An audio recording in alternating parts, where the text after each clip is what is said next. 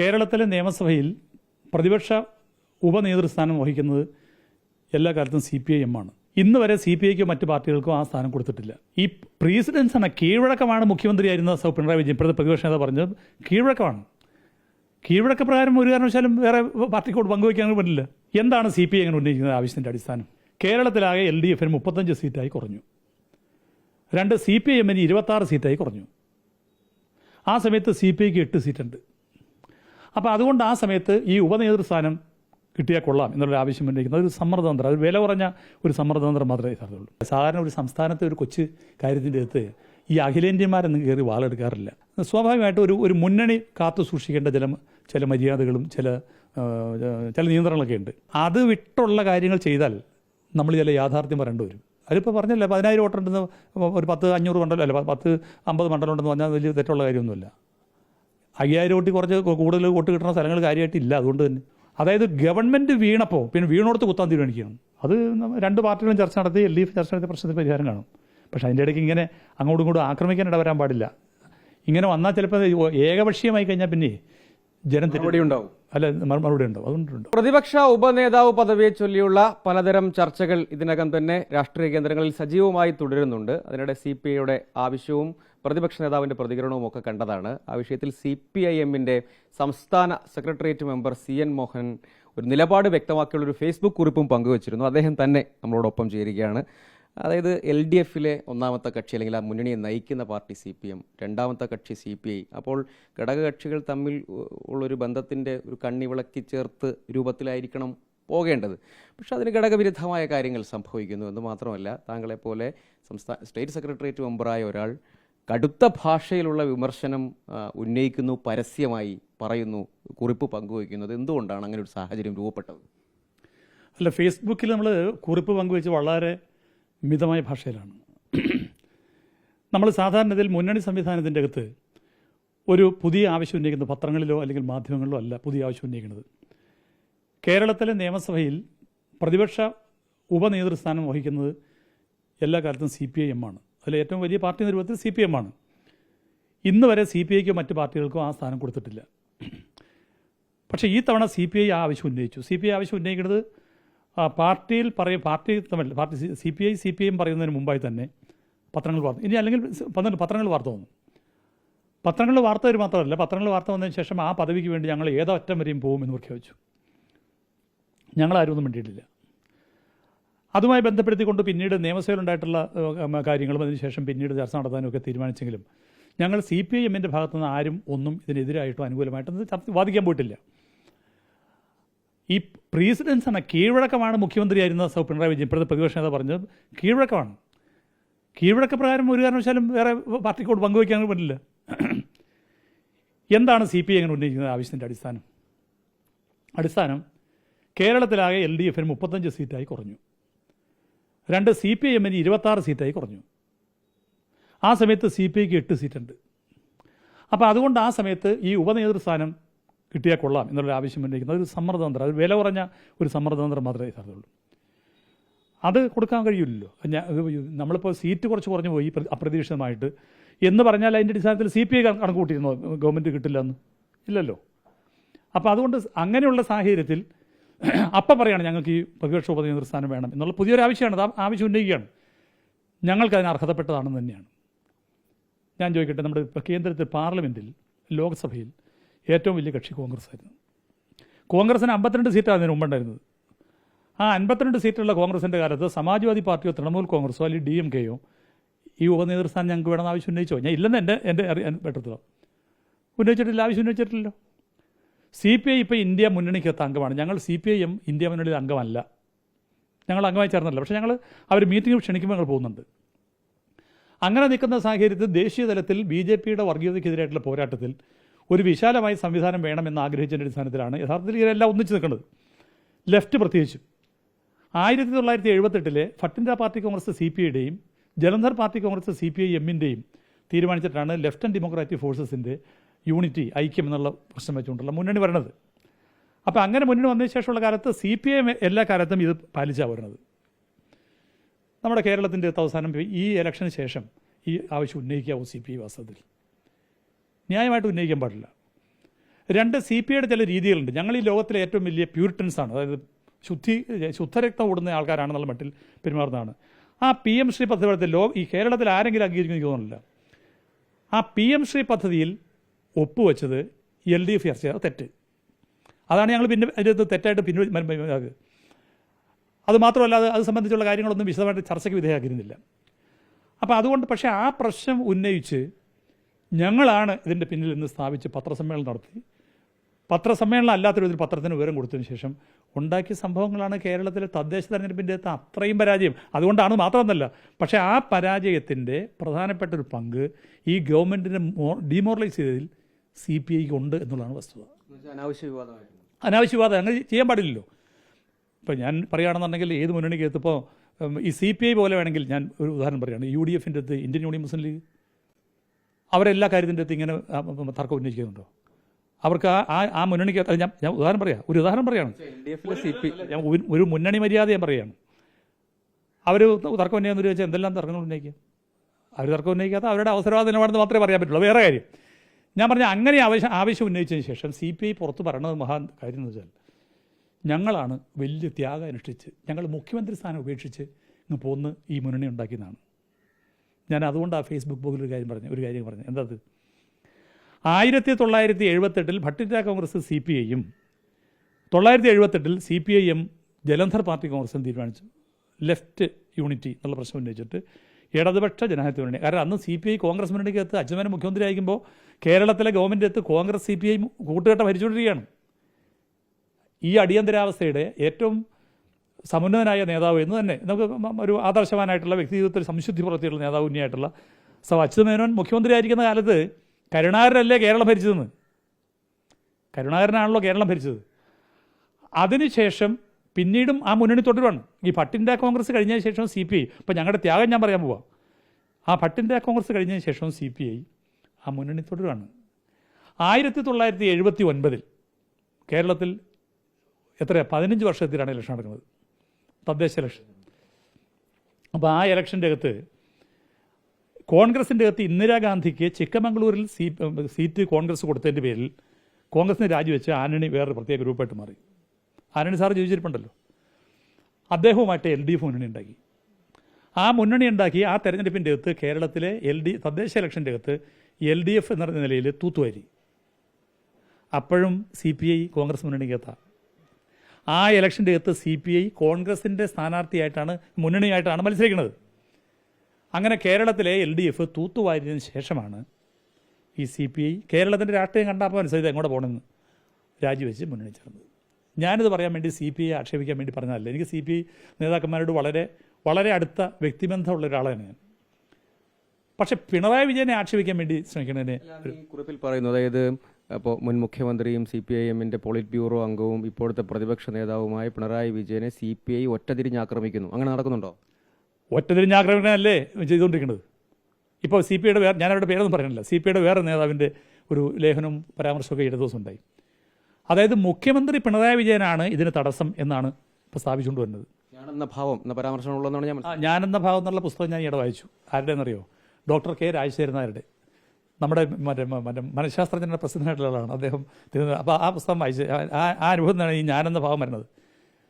പിണറായി വിജയൻ എന്ന് പറയുന്ന ആൾ, നിങ്ങളിപ്പോൾ എൻ്റെ അനുഭവം ഞാൻ പറയാം. ഗവൺമെൻറ്, ഞാൻ ഈ സെക്രട്ടേറിയറ്റിൽ പോയതിന് ശേഷമുള്ള കാര്യം പറയാം. ഗവൺമെൻറ്റുമായി ബന്ധപ്പെട്ട ഒരു PA നിയമിക്കുന്ന പ്രശ്നം പോലും പാർട്ടി സംസ്ഥാന സെക്രട്ടേറിയറ്റിന് എഴുതി കൊടുത്ത് അനുവാദം വാങ്ങിച്ചിട്ട് അദ്ദേഹം ചെയ്യുള്ളൂ. ഇത് പല ആൾക്കാരും സാധനമുള്ളൂ. പിണറായി വിജയൻ ഒരിക്കലും സെക്രട്ടേറിയറ്റിൽ വരാറില്ല. പിണറായി വിജയൻ അവിടെ നിന്ന് ഈ സെക്രട്ടേറിയറ്റിൽ നിന്ന് നേരെ വിളിച്ചിട്ട് ഗോവിന്ദ മാഷോട് വലിയ കോടിയേരോടും എല്ലാം ആജ്ഞാപിക്കുക, അങ്ങനെയല്ല. ഞാനിപ്പോൾ ഉദാഹരണം പറഞ്ഞാൽ ശരിയല്ലായിരിക്കും. അദ്ദേഹം അങ്ങനെയാണ് ചെയ്യേണ്ടത്. പാർട്ടി സംസ്ഥാന സെക്രട്ടേറിയറ്റിന് എഴുതി കൊടുത്ത് ആ എഴുതി കൊടുത്ത് സംസ്ഥാന സെക്രട്ടേറിയറ്റ് അംഗീകരിച്ച് ആവശ്യമെങ്കിൽ സ്റ്റേറ്റ് കമ്മിറ്റിയും പറയുന്ന കാര്യം മാത്രമേ ഈ പിണറായി വിജയൻ എന്ന് പറഞ്ഞാൽ നടപ്പാക്കുള്ളൂ. അദ്ദേഹം അസൽ പാർട്ടിയാണ്. അദ്ദേഹത്തെ ചൂണ്ടാനും അല്ലെങ്കിൽ എതിരായിട്ട് പറയാനും പല ആൾക്കാരുണ്ടാവും. അപ്പോൾ അദ്ദേഹത്തിനെതിരായിട്ട് ചില പത്രങ്ങളൊക്കെ ധാർഷ്ട്യം എന്നുള്ള വാക്കൊക്കെ ഉപയോഗിച്ച് തുടങ്ങിയിട്ടില്ലേ?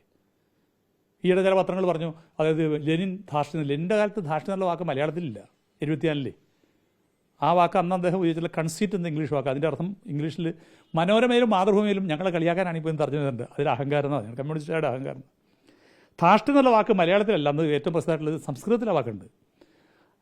ഈ പിണറായി വിജയൻ എന്ന് പറഞ്ഞാൽ നിങ്ങൾ ഇടപെടാൻ പറ്റുന്ന ആൾക്കാർക്ക് അദ്ദേഹം വളരെ സിമ്പിൾ. അദ്ദേഹം ഒരിക്കലും അൺഡെമോക്രാറ്റിക് ആയിട്ടോ അല്ലെങ്കിൽ വളരെ ഓട്ടോക്രാറ്റിക് ആയിട്ടോ ഒന്നും ചെയ്യുന്ന ആളല്ല അങ്ങേര് പൂർണ്ണമായും പാർട്ടി കീഴ്പ്പെട്ട ആളാണ്. ഈ പറഞ്ഞ കാര്യത്തിന് ഞാനൊരു കൗണ്ടർ പറയാം. അതായത് 3 മാസം കഴിഞ്ഞു ഇപ്പോൾ ഈ തർക്കം കാരണം ഈ കാര്യങ്ങൾ മുന്നോട്ട് പോയിട്ട്. അതിനുശേഷം LDF യോഗം ഒരു തവണ ചേർന്നു. അപ്പോൾ ആ യോഗത്തിൽ ഇത് ഉന്നയിച്ചില്ല. അതിൻ്റെ കാരണം മുന്നണി മര്യാദയാണ്. അവർ പറയുന്നുണ്ട്, സമ്മർദ്ദം ചെലുത്തുന്നുണ്ട്, പല ലേഖനങ്ങളും വരുന്നുണ്ട്. ഇതൊക്കെ നിൽക്കുമ്പോഴും അവർ ഈ ഒരു മറ്റേതെങ്കിലും ഒരു രൂപത്തിലേക്ക് പ്രതികരണം പോയില്ല. അതിനിടെ പ്രതിപക്ഷ നേതാവിനോട്, അതായത് പിണറായി വിജയനോട് ചോദിക്കുകയാണ് നേതാവ് ആരാണെന്ന് സംബന്ധിച്ചൊരു ചോദ്യം ഉണ്ടായി. അപ്പം പറയുന്നത് ഞാനല്ലേ എഴുതി കൊടുക്കേണ്ടത്, ഞാൻ എഴുതി കൊടുക്കാം, അത് കൊടുത്തോളും, നിങ്ങൾ ബേജാറാവണ്ട എന്ന് പറയുന്നു. അതിനുശേഷം ഒരു വാക്കും കൂടെ പറയുന്നുണ്ട്, അത് CPIM-ൽ നിന്നുള്ള ഒരു MLA ആയിരിക്കും എന്ന് പറയുന്നുണ്ട്. അതിനുശേഷമാണ് ബിനോയ് വിശ്വം അത് പക്വത കുറവാണ് അല്ലെങ്കിൽ അങ്ങനെ പദവിക്ക് നിരക്കാത്തതാണെന്ന മട്ടിലുള്ളൊരു പരാമർശം നടത്തുന്നത്. അതിനുശേഷമാണ് ഈ കാര്യങ്ങൾ പിന്നീട് സംഭവിക്കുന്നത്. അപ്പോൾ അതിനൊരു അങ്ങനെ ഒരു യാത്രയുണ്ട്. അപ്പോൾ പരസ്യമായ ഒരു പോരിലേക്ക് അത് എത്തുന്നത് ഈ പ്രതികരണത്തിലാണെന്നൊരു മറുപക്ഷമുണ്ട്. അല്ല, പോരാണെങ്കിൽ ഈ പരസ്യമായി പോരാണെങ്കിൽ പിണറായി വിജയൻ അന്ന് ഈ PMCയുടെ പറയാൻ പാടില്ലേ? പറഞ്ഞില്ലല്ലോ. അപ്പം അങ്ങനെ പറഞ്ഞില്ലല്ലോ. പിണറായി വിജയൻ പറഞ്ഞൊരു വസ്തുത പറയുന്നത് മാത്രമേ ഉള്ളൂ. അതായത് സാധാരണ പ്രതിപക്ഷ നേതാവാണ് എഴുതി കൊടുക്കേണ്ടത്. എഴുതി കൊടുക്കുകയാണെങ്കിൽ ഇപ്പോഴത്തെ നല്ല CPIM-ൻ്റെ ആളുകൾ എഴുതി കൊടുക്കാൻ പറ്റുള്ളൂ. അതിനുമുമ്പ് കീഴടക്കയില്ല. ഞാൻ പറഞ്ഞില്ലേ, സമാജ്വാദി പാർട്ടിയോ തൃണമൂൽ കോൺഗ്രസോ ഈ പറഞ്ഞ DMK-യോ MP കൂടുതലുണ്ടായിരുന്നല്ലോ, എഴുതി കൊടുത്താൽ കിട്ടുമോ? എഴുതി കൊടുത്തു കഴിഞ്ഞാൽ അവർ കോൺഗ്രസ് സമ്മതിക്കില്ല. ഇതിന് കുറേ ന്യായങ്ങളുണ്ടെന്ന്. നമ്മുടെ നാട്ടിൽ എല്ലാ പാർട്ടികളൊക്കെ സംഗതി വലിയ ശക്തന്മാരാണ്. ഈ ആദ്യം പറഞ്ഞില്ലേ, ഇടതുപക്ഷത്തിന് വലിയ ഇടമൊന്നുമില്ല CPM-ൽ. ഇടതുപക്ഷത്തിൻ്റെ അകത്തൊരു എല്ലാ പാർട്ടി ഇപ്പോൾ MLA ഇല്ലാത്ത കുറേ പാർട്ടികളില്ലേ, അതൊക്കെ യാദൃശ്യമായ രാഷ്ട്രീയ ഒഴുകിൻ്റെ അകത്താണ്. അപ്പോൾ അങ്ങനെയുള്ള പാർട്ടിക്കകത്ത് എല്ലാ പാർട്ടികളോടും നമ്മൾ ഒരേ സമീപനം സ്വീകരിക്കുകയാണ്. ആ സമീപനത്തിനിടയ്ക്ക് പിണറായി വിജയൻ എന്ന് പറഞ്ഞ ആൾ വലിയ ഭയങ്കരമായിട്ടുള്ള ഓട്ടോക്രാറ്റിക്കാണ്, സ്വേച്ഛാധിപതിയാണ് എന്ന മട്ടിൽ വന്നാൽ പിന്നെ ഒരു മറുപടി അറിയിക്കാൻ പറ്റില്ലല്ലോ. ഞാൻ പറഞ്ഞ അദ്ദേഹം ഒരു ഡെമോക്രാറ്റിക് കമ്മ്യൂണിസ്റ്റായിട്ടുള്ള ആൾ. അദ്ദേഹത്തിൻ്റെ ഭാഗത്തു നിന്ന് ഒരു കാരണവശാലും പാർട്ടിയുടെ തീരുമാനമോ അല്ലെങ്കിൽ അദ്ദേഹത്തിൻ്റെ സ്വന്തം അഭിപ്രായങ്ങളോ അടിച്ചേൽപ്പിക്കില്ല എന്ന് ഒരു സെക്രട്ടേറിയറ്റ് പറഞ്ഞിടത്ത് എനിക്ക് നല്ല ബോധ്യമുണ്ട്. അതുകൊണ്ട് ഞാൻ പറഞ്ഞു, ഇതെല്ലാം നിരവധി കേസുകൾ നമ്മൾ ചർച്ച ചെയ്തതിൻ്റെ അടിസ്ഥാനത്തിൽ പറഞ്ഞതാണ്. അപ്പോൾ അതുകൊണ്ട് അങ്ങനെ സംഭവിക്കില്ല. പക്ഷേ അതിൻ്റെ പേരിൽ ഇപ്പോൾ ഇവിടെ പറഞ്ഞല്ലോ, നമ്മൾ CPI LDF-ൻ്റെ യോഗത്തിൽ ഉന്നയിച്ചില്ലെന്ന്. ഉന്നയിച്ചില്ലെങ്കിൽ വളരെ അത്രയും നല്ല ഉന്നയിച്ചിട്ടില്ല. അത് CPI-CPM ബന്ധത്തിൻ്റെ ഒരു പ്രധാനപ്പെട്ട കാര്യമാണ്. പക്ഷേ എന്തിനാണ് അതവിടെ ഉന്നയിക്കുന്നത്? അല്ലാതെ ഇഷ്ടം പോലെ വന്നല്ലോ, ആവശ്യത്തിലേറെ വന്നല്ലോ. അപ്പോൾ അതുകൊണ്ട് അനാവശ്യമായൊരു ക്ലെയിം ഉന്നയിച്ച് ഇപ്പോൾ പ്രതിപക്ഷം എങ്ങനെയാണോ പ്രവർത്തിക്കേണ്ടത് അതിൽ നിന്ന് വിരുദ്ധമായി കുഴപ്പത്തിലാക്കുന്നു എന്നാണോ? അത് പ്രതിപക്ഷത്തെ ഇപ്പോൾ UDF-ൻ്റെ ഗവൺമെൻറ് 100 ദിവസമായി. യഥാർത്ഥത്തിൽ UDF-ൻ്റെ ഗവൺമെൻറ്റിനെ സംരക്ഷിക്കുന്നതിന് വേണ്ടി ചാവേറുകളായി നിൽക്കുന്ന കുറച്ച് മാധ്യമങ്ങളുണ്ട്. അവർ വേണമെങ്കിൽ എന്ത് പേര് കൊടുത്ത് ഇനിയിപ്പോൾ ഈ ബാക്കിയുള്ള MLA-മാരെല്ലാം പോയാലും വേണം ഞങ്ങൾ പിന്താങ്ങി ഇവിടുന്ന് മറ്റേ ഈ സതീശൻ ഗവൺമെൻറ് നിർത്തും എന്ന് പറയുന്ന കുറച്ച് ആൾക്കാരുണ്ട്. അവർ പറഞ്ഞോട്ടെ. പക്ഷേ ഈ നാട്ടിൽ ജനങ്ങളുണ്ടല്ലോ, ജനങ്ങൾ ഇഷ്ടം പോലെ ഈ നാട്ടിലുണ്ട്. അവർ അത് തകർക്കട്ടെ, ഇത് തകർക്കട്ടെ. അവരുടെ പ്രധാനപ്പെട്ടുള്ള ജോലി എന്ന് പറഞ്ഞത് ഇതെല്ലാം ഈ നേരത്തെ ഉള്ളതെല്ലാം അടിച്ച് തകർക്കുക എന്നുള്ളതാണ്. അത് ചെയ്തോട്ടെ. ആ സമയത്ത് അതിനെതിരായിട്ടുള്ള ശരിയായ സമരം സംഘടിപ്പിക്കാനോ അല്ലെങ്കിൽ പ്രതിഷേധം സംഘടിപ്പിക്കാനോ ശ്രമിക്കുന്നതിന് പകരം ഈ 35 പേരുള്ള മുന്നണിക്ക് എന്നുള്ള അതിലെ ഉപനേതാവ് സ്ഥാനം ഞങ്ങൾക്ക് വേണം എന്നുള്ള ആവശ്യം ഉന്നയിച്ച് തർക്കമിനി അതിൻ്റെ അഖിലേന്ത്യാ നേതാക്കന്മാരെ ഓടിക്കുക. ഞാനീ കുറച്ചു കാലം അഖിലേന്ത്യ പ്രവർത്തിച്ചതാണ്. ഒരു സംഘടനയുടെ അഖിലേന്ത്യാ കേന്ദ്രത്തിൽ കുറച്ചു കാലം പ്രവർത്തിച്ചതാണ്. ആ അനുഭവം വെച്ച് പറയാം, സാധാരണ ഒരു സംസ്ഥാനത്തെ ഒരു കൊച്ചു കാര്യത്തിൻ്റെ അടുത്ത് ഈ അഖിലേന്ത്യന്മാരൊന്നും കയറി വാളെടുക്കാറില്ല. അതാണ് സംഭവം. എൻ്റെ അനുഭവം ഞാൻ പറഞ്ഞതാണ്. അത് എന്തായാലും ഈ പ്രശ്നത്തിൻ്റെ പേരിൽ CPI-CPM-ആയിട്ടുള്ള തർക്കമൊന്നും എല്ലാ കാലം നിൽക്കൊന്നുമില്ല. അത് വളരെ അമിക്കബിളായിട്ട് സെറ്റിൽ ചെയ്യും. പക്ഷേ ഒരു ചരിത്ര സംഭവങ്ങളൊന്ന് ഓർമ്മിപ്പിക്കണമല്ലോ, അതുദ്ദേശിച്ചിട്ടാണ് ഞാൻ ഈ പോസ്റ്റ് ഇട്ടതെന്ന് പറയുന്നത്. അതുകൂടാതെ മാത്രമല്ല, ഇപ്പോൾ 2 ലക്ഷം വോട്ടുള്ള അസംബ്ലി മണ്ഡലങ്ങളിൽ ഒരു 5000 വോട്ട് കിട്ടുന്ന എത്ര മണ്ഡലമുണ്ട് CPI-ക്ക് എന്ന് കടുത്ത ഭാഷയിൽ പറയാണ്. ചിലപ്പോൾ ചില സ്ഥലത്ത് അവർക്ക് ശക്തി ഉണ്ടാവില്ല, എങ്കിൽ അതിലൊരു വല്ലാത്ത പരിഹാസം നിഴലിക്കുന്നുണ്ട്. പല ഈ സൈബർ അണികളൊക്കെ പലപ്പോഴും പറയാറുണ്ട് CPM-ൻ്റെ ചെലവിൽ ഇരുന്ന് കാലം കഴിച്ചു പോകുന്ന ഒരു പാർട്ടിയാണ്, ആളില്ലാ പാർട്ടിയാണെന്നൊക്കെ സൈബർ സ്ഥലത്ത് പറയുന്നുണ്ട്. പക്ഷേ അങ്ങ് CPM-ൻ്റെ സംസ്ഥാന സെക്രട്ടേറിയറ്റ് മെമ്പറാണ്. അങ്ങ് പറയാണ് എത്ര സ്ഥലത്തുണ്ട് 5000 വോട്ട് തികച്ച് കിട്ടുന്നത് ഈ പാർട്ടിക്ക് എന്ന് ചോദിക്കുകയാണ്. ഞാൻ പറഞ്ഞാൽ ഈ മുന്നണിക്കകത്ത് മുന്നണിയിൽ ചെറിയ പാർട്ടിയും വോട്ട് കൂടുതൽ കിട്ടിയ പാർട്ടിയും കുറച്ച് കിട്ടിയ പാർട്ടിയൊക്കെയുണ്ട്. അങ്ങനെ പാർട്ടികളുള്ളപ്പോൾ സ്വാഭാവികമായിട്ടും ആ പാർട്ടികളെല്ലാം സ്വാഭാവികമായിട്ടും ഒരു മുന്നണി കാത്തു സൂക്ഷിക്കേണ്ട ചില മര്യാദകളും ചില നിയന്ത്രണങ്ങളൊക്കെ ഉണ്ട്. ഇങ്ങോട്ടില്ലെങ്കിൽ അങ്ങോട്ടും ഇല്ലെന്നാണോ? അല്ല, അത് വിട്ടുള്ള കാര്യങ്ങൾ ചെയ്താൽ നമ്മൾ ചില യാഥാർത്ഥ്യം പറയേണ്ടി വരും. അതുകൊണ്ടാണ് ഞാൻ ചോദിച്ചത്. അതിലിപ്പോൾ പറഞ്ഞല്ലേ 10,000 വോട്ടുണ്ടെന്ന്, ഒരു 10-500 മണ്ഡലം അല്ല 10-50 മണ്ഡലം ഉണ്ടെന്ന് പറഞ്ഞാൽ വലിയ തെറ്റുള്ള കാര്യമൊന്നുമില്ല. 5,000 വോട്ടിൽ കുറച്ച് കൂടുതൽ വോട്ട് കിട്ടുന്ന സ്ഥലങ്ങൾ കാര്യമായിട്ടില്ല. അതുകൊണ്ട് തന്നെ എന്നാൽ ഇത് അനാവശ്യം, ഇപ്പം ഞാൻ പറഞ്ഞതിൻ്റെ പേരിൽ എന്നെ അനാവശ്യം പറയുമല്ലോ. അങ്ങനെയുള്ള ആൾക്കാർ പറയാവുന്ന എവിടെയൊക്കെ ഏത് സ്ഥലത്തൊക്കെ ഉള്ളതെന്ന് ഈ ഇലക്ഷൻ കാലത്തൊക്കെ ഞങ്ങൾ കണക്കെടുക്കണമല്ലേ. അത് അവർക്കും അറിയാലോ. ഞാൻ പറഞ്ഞത് ഇതിൻ്റെ കാര്യം വെച്ചാൽ, ഞാൻ ചോദിക്കട്ടെ, നിങ്ങളിപ്പോൾ ഈ ഓരോ മുന്നണിക്കകത്ത് ഓരോ സ്ഥാനത്തും ഈ മുന്നണിയിലെ ഓരോ കക്ഷികളും അനുഭവിക്കുന്ന ഒട്ടേറെ സ്ഥാനങ്ങളുണ്ട്. ഈ തോറ്റതിന് ശേഷം കേരളത്തിലെ അല്ലാത്ത അത് ഏതെല്ലാം ഞാൻ ഇപ്പോൾ പറയണില്ല, രാജ്യസഭാംഗത്ത് ഉൾപ്പെടെ എന്തെങ്കിലും ആവട്ടെ, ആ സ്ഥാനങ്ങളെല്ലാം ആ പാർട്ടികൾ കൊടുക്കാൻ കാരണം എന്താ? CPM-ൻ്റെ അത് ഒരൊറ്റ ആളില്ലാത്തതിൻ്റെ പേരില്ല. ആ സീറ്റെല്ലാം കൊടുത്തേക്കണത് മുന്നണിക്കകത്ത് മുന്നണിയുടെ ഉന്നതരായ നേതാക്കന്മാരായിട്ടുള്ള ആൾക്കാരെ സംരക്ഷിക്കേണ്ട ആവശ്യം ഈ CPIM-നടക്കം ഉണ്ടെന്നുള്ളതിൻ്റെ പേരിലാണ്. വേണമെങ്കിൽ CPM-നെ ക്ലെയിം ചെയ്യാവുന്ന ഒട്ടേറെ സീറ്റുകൾ കൊടുത്തിട്ടില്ലേ? അതാണ് മര്യാദ, അതാണ് മുന്നണി. അവർക്കൊരു അങ്ങനെ ഒന്നിച്ച് യോജിച്ച് പോകുന്നൊരു മുന്നണിക്കകത്ത് ഒരു ചെറിയൊരു കാര്യത്തിന് വേണ്ടിയിട്ട് പിണറായി വിജയൻ 10 വർഷക്കാലം കേരളം ഭരിക്കുന്ന കാലത്ത് ഈ തരം ആക്ഷേപമൊന്നും ഉണ്ടായിരുന്നില്ലല്ലോ. അതായത് ഗവൺമെൻറ് വീണപ്പോൾ പിന്നെ വീണോടത്ത് കുത്താൻ തീരുമാനിക്കുകയാണ്. ഗവൺമെൻറ് വീണതിന് ശേഷം ആ വീണ ഗവൺമെൻറ്റകത്ത് ഇങ്ങേര് കാരനാണ്, ഈ പിണറായി വിജയൻ കാരനാന്ന് പറഞ്ഞാൽ അത് അംഗീകരിച്ചു കൊടുക്കാൻ പറ്റുമോ? പിണറായി വിജയനിലേക്ക് അവരവരുടെ ഈ വിമർശനങ്ങൾ കേന്ദ്രീകരിക്കുന്നു എന്ന് വന്നപ്പോഴാണോ ഇത് പറയേണ്ടി വന്നത്? ആണല്ലോ. അതായത് കേരളത്തിലെ ഗവൺമെൻറ് ചെയ്ത കഴിഞ്ഞ 10 വർഷക്കാലത്തെ പ്രവർത്തനങ്ങൾ എന്തായിരുന്നു എന്നുള്ളത് ഒരു വർഷം കഴിയുമ്പോൾ അറിയാം, തിരിച്ചറിയാൻ പോണത്. ഇപ്പം 100 ദിവസമല്ലേ ആയിട്ടുള്ളൂ. ഒരു വർഷം കഴിയുമ്പോൾ അറിയാം. കേരളത്തിൽ എടുത്തു പറയാവുന്ന മുഴുവൻ പദ്ധതികളും അദ്ദേഹത്തിൻ്റെ നേതൃത്വത്തിൽ, പിണറായിയുടെ നേതൃത്വത്തിലുണ്ടായതാണ്. ഗവൺമെൻറ് അതൊരു മുന്നണി തന്നെ, അല്ലാണ്ട് ഒരാൾക്കൊന്നുമില്ല. അങ്ങനെയുള്ള ഗവൺമെൻറ്റിനെ പരാജയപ്പെടുത്താനുള്ള കാരണം എന്താ? ഞങ്ങളുടെ ഗവൺമെൻറ് ഭാഗമായി നിന്നിരുന്ന ആൾക്കാരല്ലേ പണ്ഡിതന്മാർ ഇറങ്ങിച്ച് പറഞ്ഞ് ഒരു മാറ്റം വേണമെന്ന് പറഞ്ഞ്. ആരാ മാറ്റം വേണമെന്ന് പറഞ്ഞാൽ ഞാനൊന്നും വിസ്തരിക്കാൻ പോകുന്നില്ല. അങ്ങനെ ഉണ്ടാക്കിയതെല്ലാം നമ്മുടെ കേരളത്തിലെ മാധ്യമങ്ങളെല്ലാം ഉണ്ടാക്കി. പണ്ട് ഒരു കാര്യം പറഞ്ഞ് ഞാൻ അവസാനിപ്പിക്കാം. EMS-നോട് അന്ന് ചന്ദനത്തോപ്പ് വെടിയപ്പോൾ ഉണ്ടായതിനു ശേഷം 1959 EMS നെഹ്റു അന്ന് കേരളത്തെ സന്ദർശിക്കാൻ വേണ്ടി ഈ ഓൺ ദ സ്പോട്ട് റിപ്പോർട്ട് എടുക്കാൻ വേണ്ടിയിട്ട് റിയാലിറ്റി മനസ്സിലാക്കാൻ വേണ്ടി വന്ന് രാജ്ഭവനിൽ താമസിക്കുന്നു. അപ്പോൾ രാജ്ഭവനിൽ EMS-ഉം K. ദാമോദരനും കൂടി എന്ന് എൻ്റെ ഓർമ്മ, അവർ രണ്ടുപേരും കൂടി ചെന്നു. അപ്പോൾ EMS-നോട് ചോദിച്ചു, മിസ്റ്റർ നമ്പൂതിരിപ്പാട്, നിങ്ങളെങ്ങനെയാണ് ഈ ചുരുങ്ങിയ സമയം കൊണ്ട് ഈ കേരളത്തിൽ ജനങ്ങളെ മൊത്തം എതിരാക്കിയത് എന്ന് ചോദിച്ചു. വെടിവെപ്പ് മറ്റ് പ്രശ്നങ്ങൾ കിടക്കുകയാണ്. അപ്പോൾ EMS പറഞ്ഞൊരു വാക്ക് നുണ പറഞ്ഞിട്ട് എന്നാണ്. EMS-ൻ്റെ വാക്കതാണ് നുണ പറഞ്ഞിട്ട്. തോമസ് ഐസക് ഒരു പുസ്തകത്തിൻ്റെ അടുത്ത് ഈ 57 ഗവൺമെൻറ്റിൻ്റെ 50 വർഷമായപ്പോൾ എഴുതി, അത് പുനഃപ്രസിദ്ധീകരിച്ച ഭാഗം. അന്ന് അതിൽ വന്നൊരു കാര്യം, നമ്മുടെ 19-ാം നൂറ്റാണ്ടിൽ കേരളത്തിൽ ആരംഭിച്ച മാഗസിനുകൾ മലയാളത്തിൽ, ഇപ്പോൾ നസ്രാണി ദീപിക, ഭാഷാഭൂഷണി, ഇത് ഇങ്ങനെ തുടങ്ങിയിട്ടുള്ള മലയാളങ്ങളിൽ പത്രങ്ങളെല്ലാം, മാസികകൾ, അതുപോലെ തന്നെ വാഴികകളെല്ലാം കൂടി 957 വരെ കേരളത്തിൽ ഉണ്ടായിരുന്നതിൻ്റെ ഇരട്ടിയാണ് 57-59 രജിസ്റ്റർ ചെയ്തത്. ഒരു ചരിത്രം അത്. അതിനടുത്ത് പൈസ ഉണ്ടായി. ആ രജിസ്റ്റർ ചെയ്ത പത്രങ്ങളെല്ലാം എതിരായിട്ട് ഈ കമ്മ്യൂണിസ്റ്റ് പാർട്ടി ഗവൺമെൻറ്റിനെതിരായിട്ട് എഴുതി, EMS ഗവൺമെൻറ്റിനെതിരായിട്ട് എഴുതിയത്. അന്ന് ഞങ്ങളെല്ലാം സംയുക്തമായിട്ട് ഒന്നിച്ച് നിൽക്കുകയാണ്, അഭിവക്ത കമ്മ്യൂണിസ്റ്റ് പാർട്ടിയാണ്. അപ്പോൾ അതിന് വന്ന കാശാണ് നമ്മുടെ ഈ ഇവിടുന്ന് അമേരിക്കൻ പണം വന്നല്ലോ. മൊയ്നിഹാൻ അദ്ദേഹത്തിൻ്റെ ആത്മകഥയിൽ പെട്രിക് മൊയ്നിഹാൻ എഴുതിയല്ലോ, ഒരു $10 ലക്ഷം. $10 ലക്ഷം എന്ന് വെച്ചാൽ ഇന്നത്തെ വയനാട് ജില്ല മേടിക്കാനുള്ള കാശാണ്. അന്നത്തെ അത്രയും സ്ഥലം, കുറേ താലൂക്കുകൾ വാങ്ങിക്കാനുള്ള കാശാണ് ഈ $10 ലക്ഷം. അത് കൊടുത്തിട്ടാണ് ഈ പറഞ്ഞ അന്ന് മാധ്യമങ്ങൾ ആരംഭിച്ചതെല്ലാം അടിച്ചത്. അത് വെച്ചിട്ടാണ് ഏതാണ്ട് കേരളത്തിലെ 2021 ശേഷമുള്ള പത്രം വായിക്കുന്ന കുറച്ച് ആളുകൾ, ഞാനൊക്കെ ഈ പഠിക്കുന്ന കാലം മുതൽ പത്രം വായിച്ചുകൊണ്ടിരിക്കുന്ന, ഇത് അപകടമാണെന്ന് കണ്ടാൽ മനസ്സിലാക്കാവുന്ന മാത്രമേ ഉള്ളൂ. അപ്പോൾ അങ്ങനെയുള്ള ആ ഗവൺമെൻറ്റിൻ്റെ ഏറ്റവും അവസാന ഘട്ടത്തിലാണ് ഈ PMC എന്നെല്ലാം പറഞ്ഞ് തർക്കമുണ്ടാക്കി. പക്ഷേ അവസാനം അത് ആ വിഷയങ്ങൾ മുതൽ തുടങ്ങിയാണ്. ആ തോൽവിക്ക് അടിസ്ഥാനം എന്ന് പറയുന്നത് ഈ പിണറായി വിജയൻ്റെ ദോഷമല്ല. അത് പിണറായി വിജയനെ അടുത്തറിയാവുന്ന ആൾക്കാർക്കറിയാം. അദ്ദേഹം വളരെ അദ്ദേഹം സംസാരിക്കുന്നത്, അദ്ദേഹത്തിൻ്റെ യോഗം കൂടണം, യോഗത്തിൽ മൈക്കുമായിട്ട് കയറി ചെന്നാൽ സംഭവിക്കില്ല എന്ന് ശരി തന്നെയാണ്. അതിനൊക്കെ പിന്നെ പ്രത്യേക വാക്കുണ്ടാക്കി നിങ്ങൾ പത്രക്കാർ അദ്ദേഹത്തിൻ്റെ വായിൽ വെച്ച് കൊടുത്തിട്ടുണ്ട്. പക്ഷേ അദ്ദേഹം വളരെ കമ്മ്യൂണിസ്റ്റ് പാർട്ടിക്കകത്ത് കമ്മ്യൂണിസ്റ്റ് പാർട്ടിയുടെ ജനാധിപത്യത്തിന് പൂർണ്ണമായും വഴങ്ങിപ്പോകുന്നൊരു കേഡറാണ് CPIM-ൻ്റെ നേതാവുള്ള പിണറായി വിജയൻ. അപ്പോൾ അതുകൊണ്ട് അങ്ങനെ പറയുന്നത് ശരിയല്ലാത്തതിൻ്റെ പേരിലാണ് അദ്ദേഹം പറഞ്ഞൊരു കാര്യത്തിൻ്റെ പുറത്ത് അദ്ദേഹത്തെ നേരിട്ട് അത് ഒറ്റ തിരിച്ച് ആക്രമിക്കുക. എന്നാൽ CPM-ൻ്റെ സംസ്ഥാന കമ്മിറ്റി അല്ലേ തെറ്റ് ചെയ്തെന്ന് വേണമെന്ന് പറയാമെന്ന് വേണമെങ്കിൽ അല്ലേ? പിന്നെ പിണറായി അങ്ങനെ ഒരു വാക്ക് പറഞ്ഞുള്ളതാണ്. CPIM സമ്മതിക്കാത്തതാണ് തെറ്റ് എന്നല്ല പറയണത്, പിണറായി വിജയൻ ആണ് കുഴപ്പക്കാരെന്നാണ്.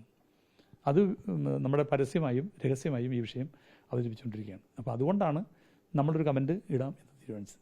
ഇത് അവസാനിക്കണം എന്നാണ് കാണുന്നത്. അങ്ങനെ പറഞ്ഞ് നമുക്ക് അവസാനിപ്പിക്കാം. ഉദാഹരണത്തിന് ഏറ്റവും ഒടുവിൽ എനിക്ക് തോന്നുന്നു ഒരു കഴിഞ്ഞ മുമ്പത്തെയാണെന്ന് തോന്നുന്നു പത്രസമ്മേളനത്തിൽ മുഖ്യമന്ത്രി തന്നെ അവരാദ്യം പ്രതിപക്ഷ ഉപനേതാവിനെ തീരുമാനിക്കട്ടെ, സ്പീക്കറും അതിനിടയ്ക്ക് ഒരു പരാമർശം കത്ത് തരട്ടെ എന്നൊക്കെ പറയുന്നുണ്ട്. അതുകൊണ്ട് പ്രതിപക്ഷം എന്ന നിലയിൽ കോമ്പീറ്റൻ്റ് ആയിട്ട് ആക്ട് ചെയ്യാൻ ഇത് അവസാനിക്കേണ്ടതുണ്ട്. അല്ല, ഇത് അവസാനിക്കും. അത് രണ്ട് പാർട്ടികളും ചർച്ച നടത്തി LDF ചർച്ച നടത്തിയ പ്രശ്നത്തിന് പരിഹാരം കാണും. പക്ഷേ അതിൻ്റെ ഇടയ്ക്ക് ഇങ്ങനെ അങ്ങോട്ടും ഇങ്ങോട്ടും ആക്രമിക്കാൻ ഇടവരാൻ പാടില്ല. ഇങ്ങനെ വന്നാൽ ചിലപ്പോൾ ഏകപക്ഷീയമായി കഴിഞ്ഞാൽ പിന്നെ ജനം മറുപടി ഉണ്ടാവും. അല്ല, മറുപടി ഉണ്ടാവും. അതുകൊണ്ടുണ്ടാവും. അത് ചിലപ്പോൾ വിശദമായിട്ടുള്ള മറുപടി പറയേണ്ടി വരും. അതുകൊണ്ടാണിത്. അതുകൊണ്ട് ഞങ്ങളുടെ സ്നേഹത്തിനൊന്നും യാതൊരു കുറവില്ല. വളരെ നന്ദി. അതാണ് CPM-ന്റെ സംസ്ഥാന സെക്രട്ടേറിയറ്റ് അംഗം CN മോഹനൻ ഈ വിഷയത്തിൽ അദ്ദേഹത്തിന്റെ നിലപാട് വിശദീകരിച്ചത്. സബിൻ ജത്തിലിനൊപ്പം reporter Sajo Devasyam, in reporter, Kochi.